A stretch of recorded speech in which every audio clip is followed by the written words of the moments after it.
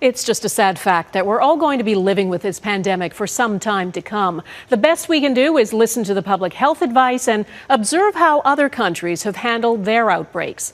Australia had to put another strict lockdown in place in Melbourne.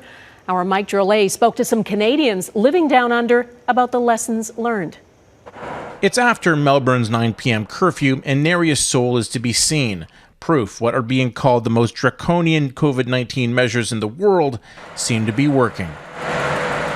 75% of Australia's 26,000 COVID-19 cases have occurred in Victoria State, where Melbourne is the capital. In late June, a second wave forced the government to take drastic action, so Canadian expats like Daniela Minicucci had to give up freedom of movement. Well, we're not able to go further than 5 kilometers unless you're breaking the rules, which of course we're not. She'd love nothing more than to go to the beach, but it's just outside her travel zone. Residents can go outside for 2 hours a day, but that's it. Melbourne is so locked down, it's become an island in an island country. Protests were also deemed illegal, but when Melburnians tried anyway, police were there to arrest them. Epidemiologists say Canadians should take note, especially if numbers continue to rise in Ontario and Quebec.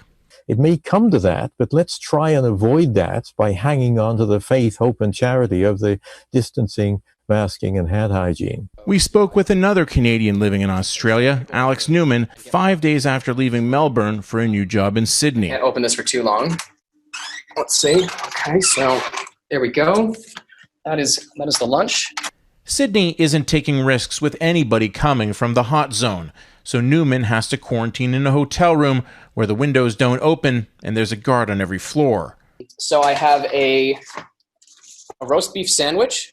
He has to pay for the room. The government supplies the food, and it doesn't always seem like a fair deal. I don't want to say it's prison-like because, I have a decent room, some light, and a bed, but I can't help but feel like a little prison-like. It hasn't been easy, but Newman and Minicucci are trying to stay positive in their adoptive country. What can you do? Like, if the alternative is a situation like America, no thanks. So they're riding out the storm. The payoff, hopefully, is an Australian summer without any COVID-19 worries. Mike Drolet, Global News, Toronto.